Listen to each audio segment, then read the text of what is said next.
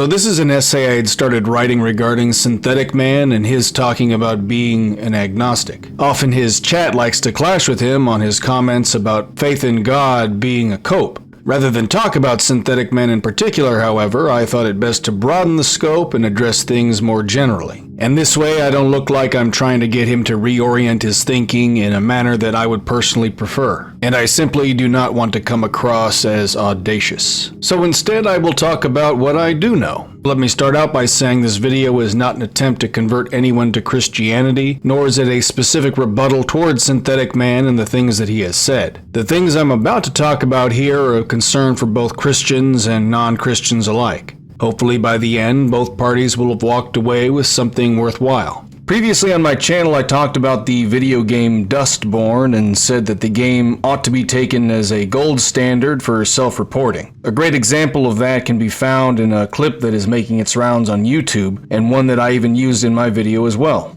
And why this scene stands out among the rest is it gives one a brief, yet still very insightful look at the mind of today's neoliberal. The fella you're with, the black kid, dresses like a writer.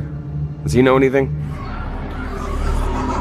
You are racist. The context here is very simple. These two police officers have given a bare minimum physical description of another person to the player character. And then following that, the player character cherry picks the mere mention of the word black and then capitalizes on that by calling the two cops racist. The player character is given prompts which include a narrative. Note how astonishingly informative these prompts are, giving one a window into the morality, or lack thereof, of the game's writers. Now the main character here, Pax, is the player's proxy for the world of Dustborne, and the player is supposed to be living vicariously through the experience of this non-binary woman of color. What we just found out here is that Pax's whole concept of moral indignation is non-existent. Morality is just a ploy to enact her power over others by using their own values against them. In other words, the main character, Pax, doesn't need to play by the rules that everyone else does, but Pax does get to enforce the morality of others against them. While one could write this off as just a power fantasy for neolibs, the efficacy of inflicting this kind of control on people is very real and is often why Christians lose arguments. The way this works is that for your average neolib, morals only exist for other people and for the neolib to enforce their own power against them. At the root of it, this is what would separate the modern neoliberal hero from a classic hero. Classic heroes often held themselves to principles and values that were greater than they were. Just because you can beat him up doesn't give you the right to. Remember, with great power comes great responsibility. Modern heroes, on the other hand, like Pax, are defined by their ability to manipulate and control others. Fred, quiet down. I'm the only one who's. That's more like it. Annie. You've been manipulating us, leading us like lambs to the slaughter for years. I didn't stand aside. Deceptions and lies, but now it's fun. Thank you. You can't silence all of us. We have a right to speak. I told you! She's using her freak weapons to control us. The truth will come out, and we will regain our liberty. What did you do to me? Your mind was infected with disinformation. When you consider left-wing ideologues, this is what you need to remember. Morals are things that they will never hold themselves, but will readily hold against you in order to control you. And the only time they will ever be morally indignant is when they are no longer in control. And the main reason why Christians often lose arguments against these people is because Christians just assume that the ideologues hold themselves to some greater moral value. In other words, Christians will often grant people unearned virtues. Let me pull an example of what I'm talking about. Drugs are fine, sex is fine. In the case of society, I tend to use a utilitarian frame model because for Christians, there's a different code of ethics that they're required to live by than non-religious people. This is very standard in most religious practices. You don't put your religious predilections on other people. I'm not a fucking Muslim. I don't need to have a political system based out of my religion. Fair enough. So from your perspective, though, as a Christian, is what they're doing immoral? They're not Christian. That's not my question. From your perspective as a Christian, following the ethics you do, you still know what's moral and immoral, informed by your Christianity, is what they're doing immoral. No, of course not. It's not. It's not immoral that they're porn stars on the internet. What is From a immoral Christian? for Christians? What the fuck? For Christians, I've never heard it's anything immoral. that insane literally in my whole life. So you hold two separate ethical value structures, one for yourself and one for society. How do you know which one is wrong? Because Gentiles don't have to appeal to Christian morals. Okay, I'm not asking what Gentiles must do. I'm asking you as a Christian, how do you know Gentiles are incorrect and immoral if they're doing these things? How do you know that? What would inform you? What would inform? Why would why would you? And why would utilitarianism? Why would utilitarianism be correct? Yeah, sure, we can get into the fundamental axiom. My fundamental axiom. You can't hold two contrary sets of beliefs. That's insane. Can secular ethics and your ethics at the same exact time, if secular ethics claims that pornography is moral and your ethics claim that pornography is immoral, are those compatible ethical systems? I don't. First of all, you're assuming a bunch about my claims about ethics around pornography. Just answer my question.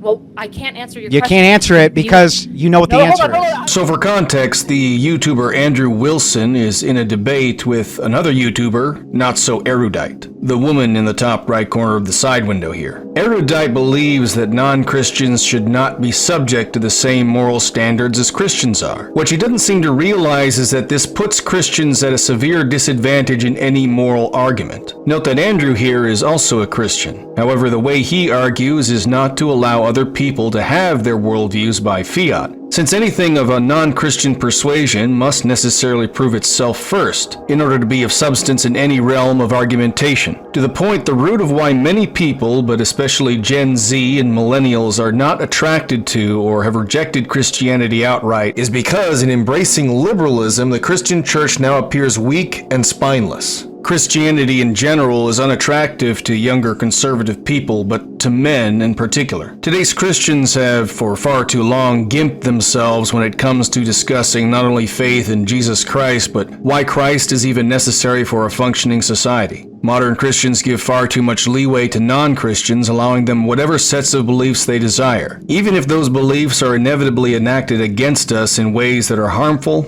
and add to the general detriment of society. So if you're enraged at the almost complete lack of any masculinity in our culture, much less in video games, that stuff started with the Christian church. Now, what a lot of people do not understand is that this stuff was not just an abandonment of previous values, but the desire to adopt new values.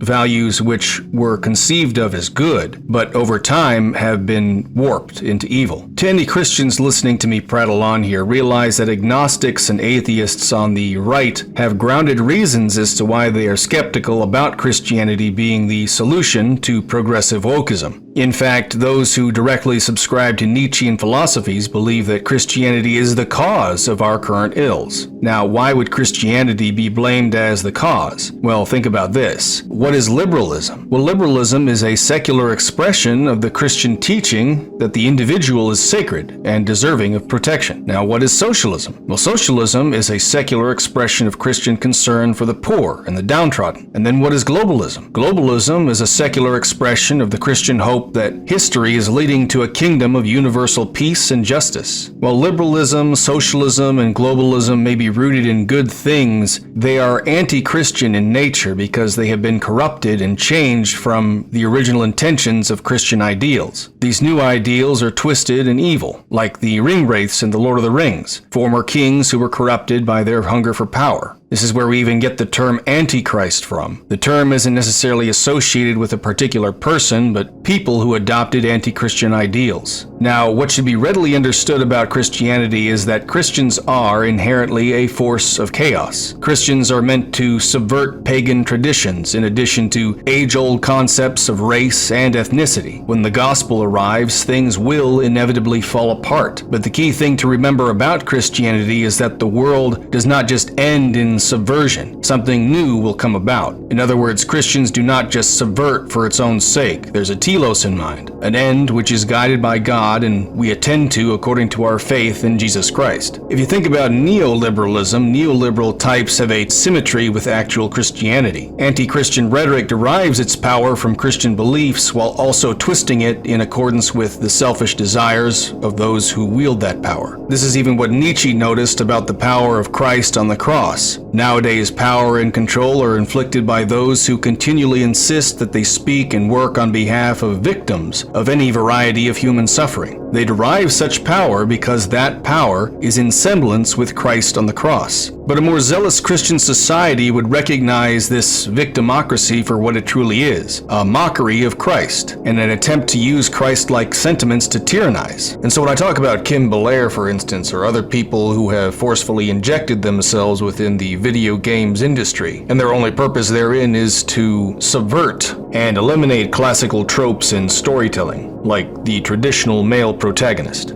The idea is that all of this will somehow result in something new and transcendent. If you're in communications or you're part of that scared marketing group, assume your players want new stories and treat representation as a facet of innovation, as a selling point. Leverage your game's ability to explore new perspectives.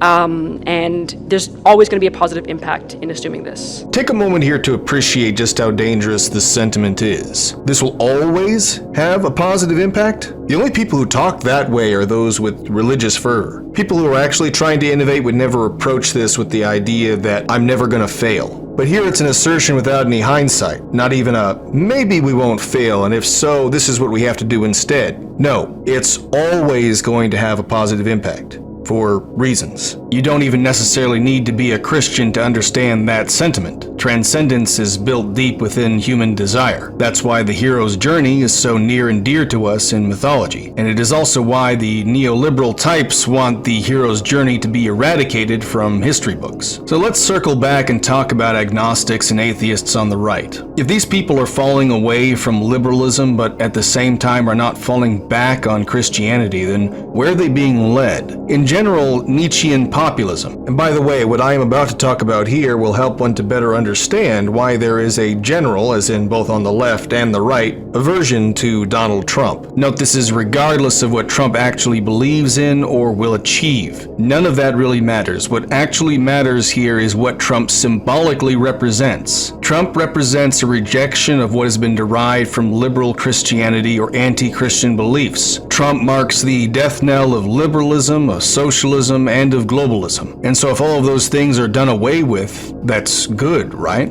Well, as a Christian and someone who actually supports Trump, I would also voice a fear that I have in associating myself with anyone taking up a Nietzschean critique of Christianity. You see, although the modern right sees Trump as some kind of savior, Christians within the right should also be aware that Christianity is still seen as a religion of losers, and even the cause of all our problems here in the first place. Many on the right have concluded that Christian values, either openly or in secular disguise, continually uproot human beings from tight social bonds, depriving them of the political, ancestral, and even religious moorings that are essential for human life. And they're not wrong. This has had the added unfortunate effect of conflating pagan religions like Islam and Judaism with Christianity as well. But that's an entirely different topic. More to the point, and this part is especially true for any Christians listening to this right now, the battle against neoliberalism is, in fact, reaching an end. And don't let anyone convince you otherwise. Our enemies have pretty much outed themselves at this point, and they are flailing desperately as they continue to vie for power. But our work must continue, and what will proceed into the future is being built up within the next few generations. A conflict between the post-Christian right